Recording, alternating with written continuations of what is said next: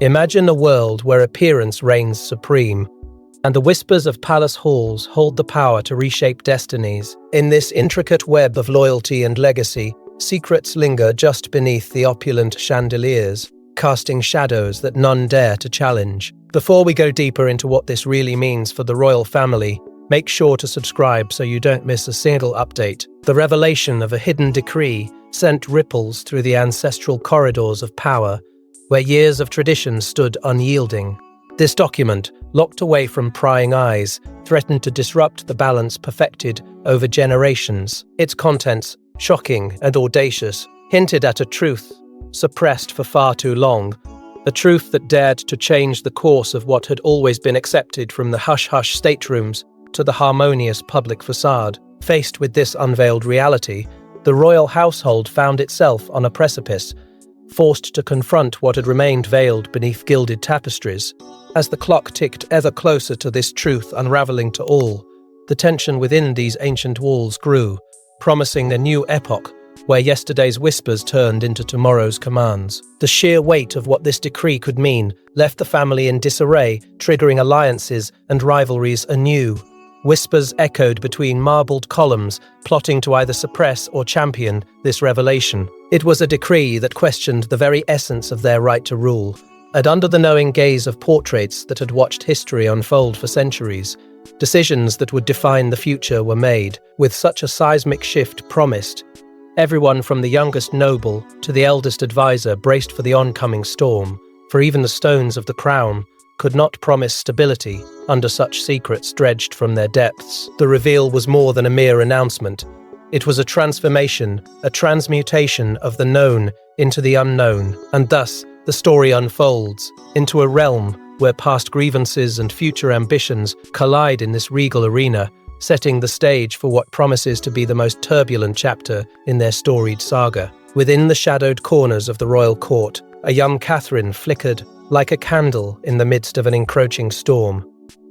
With each step she took, whispers followed, curling around her like smoke. Perseverance etched into every stride. Her ambition was a force both admirable and feared, a silent predator lurking in the king's menagerie. Her ascension was not met with open arms, but rather with the scrutinizing eyes of those who had spent decades ensuring that power remained firmly clasped within their own hands. Yet Catherine, with her gilded resolve, sliced through doubts like a knife through whispers, capturing the attention of both allies and adversaries alike. A quiet proclamation that her time had come, but power never comes without its ghosts.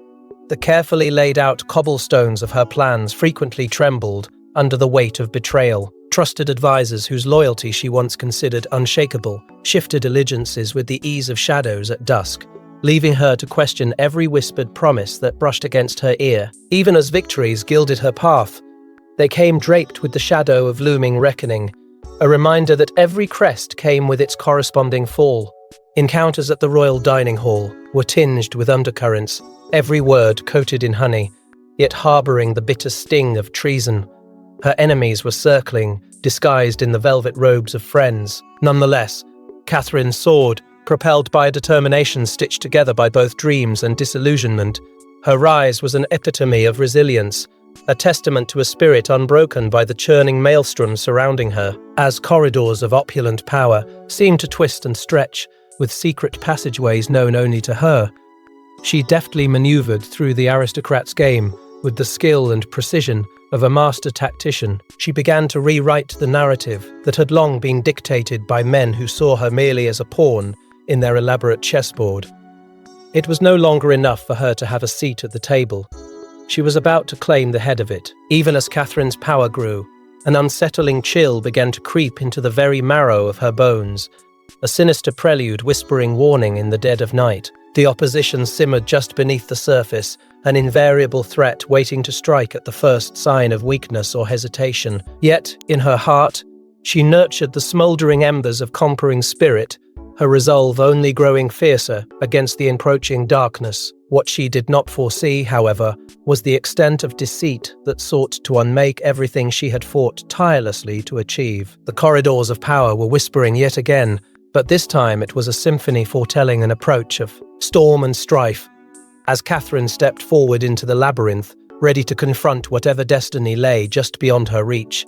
She knew the true test of her reign was only just beginning. The shadows would not be vanquished easily, and the real battle, fraught with peril and possibility, was destined to unfold before her. Charles had been biding his time, waiting for the perfect moment to reclaim his power, like a general poised at the edge of battle. For years, whispers of rebellion and fervent plotting echoed through the castle's stone walls, like shadows in the night. The kingdom had suffered under the weight of false peace, a deceptive calm that masked the turbulence brewing beneath the surface. The subjects' loyalty wavered, hearts divided between a longing for the return of the true king and the shallow rule of the usurper who now occupied the throne. The skies seemed to hold their breath, as if anticipating the storm soon to unfold.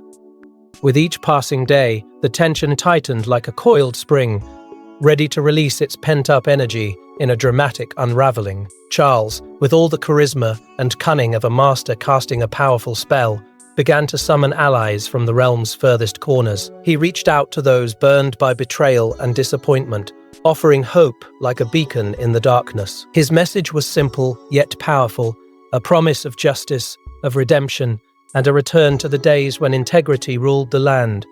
Through a web of clandestine messages and secret meetings, loyalty was rekindled.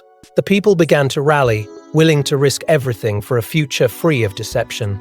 It was a night when stars dotted the sky like scattered diamonds, reflecting the moon's cold, unwavering gaze that plans shifted from whispered dreams to the sharp edge of reality. The silent march towards the heart of the kingdom was a relentless tide, impossible to hold back. Each step forward was both a step toward destiny and defiance of an unworthy sovereign. Among the ranks, courage mixed with a volatile cocktail of indignation and resolve, while Charles, at the helm, carried the weight of their hopes. As they approached the castle's towering gates, the world seemed to still, nature itself holding its breath. Time slowed to a crawl, stretching moments into a tightrope walk where a single misstep could plunge them into oblivion. But Charles, with the heart of a lion and the mind of a serpent, stayed the course. His command was decisive, his resolve unshakable. The assault began, not with an explosion of chaos, but with a calculated strike, each action precise and deliberate. The struggle that followed was no mere conflict of swords and shields. It was a battle of wills, where each side fought not just for survival, but for their very soul. Walls that had stood since time immemorial echoed with the clash of steel, a cacophony of sound that seemed to tear at the fabric of history itself.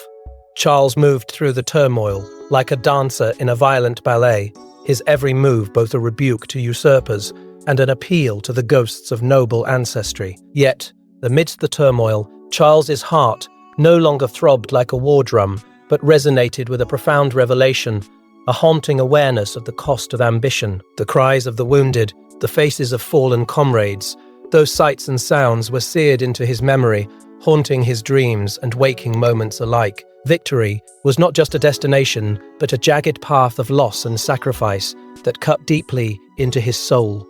And still, through the smoke of conflict and the ashes of ambition, Charles stood on the precipice of triumph, his gaze sweeping over the kingdom he was destined to reclaim. Redemption and power within his grasp, yet no ally so costly, no enemy so fierce as his own conscience, and the shadows of what he had dared to restore. In that crucible of fate, a new dawn beckoned, a future fraught with both glory and the looming spectre of remorse, as forbidding and inevitable as the shifting tides against the shore. Promises, like oaths sworn beneath the stars, awaited fulfillment as the kingdom edged toward an uncertain yet hopeful rebirth. In the quiet corners of the ancient castle, whispers of a legendary curse weave through the halls like a haunting lullaby. It is said this sinister omen swept down through the ages, a curse that blighted every generation that dared to grasp the throne. The ancestors' curse is both myth and unending shadow, a serpentine tale wrapped around the legacy of the monarchy. Imagine, if you will,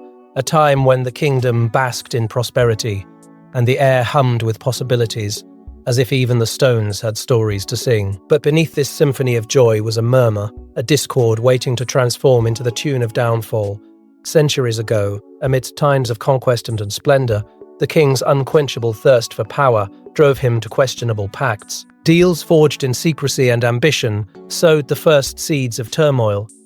It is said he walked a path between worlds, one foot firmly planted in the realm of the living, the other touching a dark, forbidden fate. His choices, swathed in arrogance, summoned an ancient spectre, an unyielding curse that clung to his bloodline with merciless resolve. It was a spectre of insatiable retribution, waiting with patient malice, poised to strike at the heart of his descendants. As time marched relentlessly forward, the family found itself ensnared in a cycle of exalted coronations, followed swiftly by harrowing downfalls. Monarch after monarch rose, only to be throttled down by unseen forces that gnawed at their reins. A sense of dread hung over every birth and every ascension, an invisible shroud wrapping tightly around those who dared to hold the scepter. How could they fight an enemy they could neither see nor tangibly touch? Yet, for all its intangibility, the curse left behind a trail of devastation, plagues that decimated their people, betrayal that rotted from within, and battles that gnawed at their glory. Each successor bore the weight of this unseen yoke, each desperate to break free, yet each inevitably crushed by its relentless grip. Despite their efforts to rid themselves of this mantle of doom, the curse echoed through the corridors of time, binding the fates of the royal family in pain and hope intertwined, leaving behind a murmur of desperation and longing, until the next chapter of their tale unfurled itself, questioning whether destiny, though shrouded in shadow, could ever truly be rewritten. As the kingdom ventured forth, one couldn't help but wonder if redemption was within grasp, or if the curse would drag them further into its abyss. Their eyes turned to the future, where the enigmatic narrative of the monarchy's legacy wove itself with whispers of what could be, a tantalizing promise, a perilous path, fraught with the echoes of the past. The air crackled with anticipation and a sense of fate as the grand ballroom filled with the echoes of whispers and footsteps. A congregation of formidable allies and shadowy opponents drawn together under the grand chandelier's watchful gaze. The royal alliance, long dreamed, but fraught with impossible odds, teetered on the brink of realization. Each step taken across the polished marble floor resonated with unspoken promises and the tingling, electric aura of history poised to be made. Noble figures, cloaked in opulence, masked the tempest of intrigue swirling beneath their calm, curated facades. It was a night where politics danced a dangerous ballet with destiny, threading its intricate steps through the labyrinth of tradition, ambition, and ancient rivalries. This monumental alliance, the stuff of whispered legends and fevered dreams, sought to meld the fractured realms of old into a single, unbreakable entity. In this crucible of power and grace, each monarch was a player brandishing their hopes, fears, and long-harbored grudges like ceremonial blades polished to a gleam. They were visionaries and cynics, bound by the necessity of survival in an era unremitting in its demands and dark with the whispers of unrest. The stakes were impossibly high, the price for failure unspeakable, threatening not only their crowns, but the very soul of the lands they governed. Their audience watched with bated breath, anticipation mingling with dread as the first words of the new accord were woven through the court like skeins of gold and iron, binding them tighter than blood or iron law. A regal yet resolute voice broke the expectant silence, a declaration wrapped in ironclad conviction and hopeful elegance. The merger of sovereign lands was set forth with all the solemnity and splendor such a historic occasion demanded. Yet, beneath the surface, tension crackled like a gathering storm. Hidden smiles and secret glances hinted at whispered conspiracies. Veiled threats spun behind the dazzling smiles of the courtiers. Each sovereign, a master of their own destiny, scrutinized every gesture, every word, passing them for strands of treachery disguised as diplomacy. Unity, though noble, bore the weight of grudges ages deep, demanding both forgiveness and suspicion, an intense duality that simmered beneath the glittering veneer of civility. But even as their leaders toasted to a brave new era, shadows skirted the flickering candlelight, hinting at challenges yet to arise. The pact formed this night, delicate as it was formidable, could tip the balance of an entire world. A solemn reality loomed, haunting the corners of their continuously evolving faces. The intoxicating allure of power called to each monarch with promises of glory, while the ghosts of their ancestors warned of the perils of betrayal. In these glimmering halls, under the watchful eyes of destiny, history shook hands with possibility as the night unfurled into both a celebration and a baptism by fire. The echoes of royal proclamations still hung in the air as beyond the castle walls, an unyielding force stirred in the silence. Rugged mountains and whispering forests harbored their own secrets, unheard counsel dripping from branches upon the moonlit night. And though the air was thick with anticipation for what lay ahead, the undeniable truth remained. The real struggle would begin in the vibrant blaze of the coming dawn. Trust once shattered does not merely fall apart, it detonates, leaving its survivors grasping through a haze of disbelief and fragmented loyalty. Imagine the rich tapestries of a kingdom, woven with care, now abruptly unraveled by the very hands that once helped create it. Beneath the opulent facade of the palace, whispers floated like ghosts in the corridors, echoing stories of treachery that would poison even the purest of hearts. For a monarch, betrayal is not an alien concept, yet it never fails to pierce straight to the throne. Just as victory seemed assured, a festering darkness emerged, encroaching on the triumphs they held dear. But this was unlike any challenge they had faced before. It was insidious because it came from within. The fire of rebellion, ignited not at the gates by distant foes, but was fanned by familiar faces, those known and trusted. Loyalty shattered, replaced by ambition's caustic allure, or the twisted promises of power, whispered in shadowy alcoves. Each word spoke a language of deceit, echoing louder than clarion, Macon, allies out of traitors. Beside the throne, a figure cloaked in trust now stood with secrets laden like stones in their heart, a heart that beat in time with treachery's murmur more than for any king or queen. With cunning precision, like the spider weaving its web, the betrayer navigated within the court's labyrinth, offering foe tenderness while sowing mischief. How bitter it tasted. This poignant awareness of betrayal. Each revelation was a truth, scavenging, gnawing at the very bones of the royal family's unity. Yet, the initial sting of disloyalty soon gave way to steely resolve, a desperate search for justice through a maze of half-truths and beguiling schemes. Although struggling to deny such tumult, they realized they were not alone.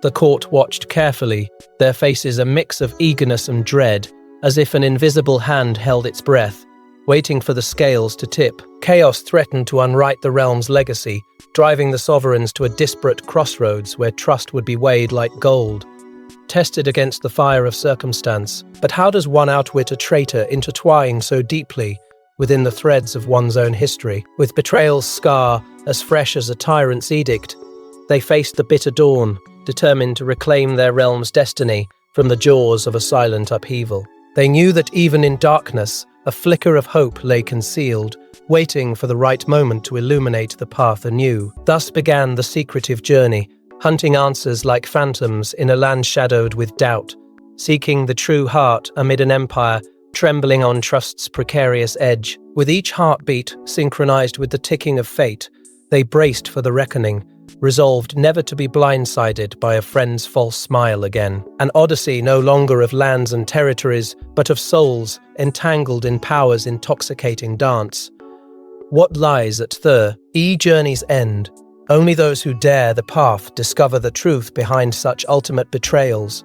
But one thing remained certain. This was but the beginning of another chapter, one that would redefine not just a kingdom, but the very essence of loyalty itself. The palace halls echoed with a tense silence that clashed with the grandeur of crystal chandeliers overhead, the air heavy with the anticipation of what was to come.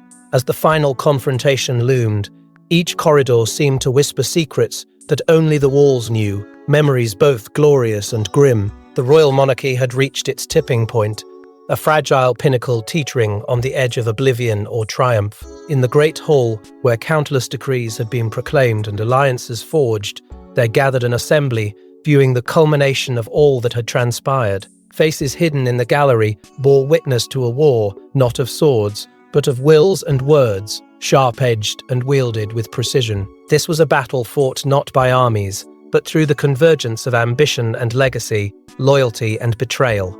Challenge blazed in the Crown Prince's eyes, as he stood ready to confront the ghosts of promises made and broken. He was the embodiment of every familiar hope, entwined with the fear of uncharted tomorrows. Every breath he inhaled seemed like a gamble with fate. His adversary, the king, a ruler who once held the sway of a nation with imperious command, met his son's gaze with an unreadable expression, cloaked in years of unyielding authority. But beneath this facade, a storm brewed, a realization that his reign, once so undisputed, was now the subject of question in living rooms and taverns alike. The betrayal was as personal as it was political, a dagger that had turned brother against brother, son against father. The chamber itself seemed to pulse with the tension, absorbing each unspoken grievance as the cess. Elance stretched, taut, and ready to snap. The weight of legacy was palpable, tradition constricting like chains around those who desired change. The moments ticked by, each second a bead of sweat carving its path down worn brows. And then, in a voice as clear as a bell tolling across the kingdom, the prince began to speak. His words were seasoned with the right blend of reverence and defiance, crafted to chip away at resistance yet convey the depth of devotion, laced with an urgency that carried the hopes of a people. As the prince stated his case, the mood transitioned like a gathering storm, pulling away the cloak of doubt, unveiling truths long shrouded in rumor and speculation. Each objection met mirrored determination. And as the growing tide of the prince's resolve pressed against the once unassailable walls of his father's rule, even the courtiers dared to shift in their sturdy seats. It was poignant. This unraveling was not an abdication, but the start of a rebirth. The first light of dawn, hastening to replace the waning reign of twilight. The room, once a vault of secrets, became a stage on which future chapters were set to unfold. A stage filled with an audience of monarchists, staring into an uncertain void. For though this confrontation was the crescendo, the story beyond awaited with bated breath. The rhythm of history unbroken, the music of empire still echoing. And so the drama unfolded, scene by scene, word by word, spinning a web that would forever capture the souls caught within its sticky embrace. As the prince's final syllables fell into poignant silence, their echoes teased of what might come next, leaving questions unanswered. A prelude to the tale that would continue beyond these walls. In the hushed corridors of power, change whispered like a hidden secret, growing louder until it demanded to be heard. The kingdom, once slumbering in the exhaust of ennui, stood at the precipice of transformation. Its people, weaving tales of hope and longing into the fabric of history, looked towards the horizon for the dawn of a new era. It was here, in the twilight of tradition, where old customs met their reckoning against the rising tide of reform. The air buzzed with possibility as hearts raced in anticipation and trepidation alike. Inside the regal confines, a young monarch inherited the crown, burdened by the weight of legacy, yet invigorated by the promise of tomorrow. Their eyes, blazing with determination, reflected both the battles fought by their ancestors and the uncharted battles to come. It was a time for courage and vision, where decrees would no longer simply echo the past, but carve a path toward the future. Promises of equality and justice unfurled across the land like banners, as drums of change resonated through cobblestones and fields. But as with all revolutions, opposition brewed in shadowed corners. Whispers of dissent festered within the walls, pledging allegiance not to the crown, but to the past's ghostly embrace. The old guard, whose power was entrenched in the marrow of history, sought to claw back their waning influence. Their words were venomous, yet dangerously persuasive, creating rifts that could swallow the unwary in pits of doubt and discord. Amid these turbulent times, the young ruler's resolve was both tested and tempered. They navigated the treacherous waters of politics with a cunning unmatched by any before. Each decision was laden with the gravity of consequence, as allies and adversaries emerged, masked behind smiles or snarls. In this crucible of change, alliances were forged and shattered. Castles of conviction stood firm or crumbled under scrutiny, as the kingdom teetered precariously between chaos and rebirth. The people's cries for change found voice in the monarch's dream of a renewed realm. Shadows of the past loomed large, but the promise of light was brighter still. Here, in this breathless moment of history, the future hangs suspended, waiting to unveil itself in the tapestry of time. One chapter closed, the ink still drying, while another beckoned with open arms, whispering of the kingdom that could be, if only courage outweighed fear. As the dust settled on this unprecedented royal revelation, the public was left in awe and perhaps a bit more skeptical of the ancient and secretive traditions that continue to weave through the fabric of the monarchy. Journalists and historians turned the pages of scrutinized history books, questioning whether other secrets lay buried beneath centuries of pomp and circumstance.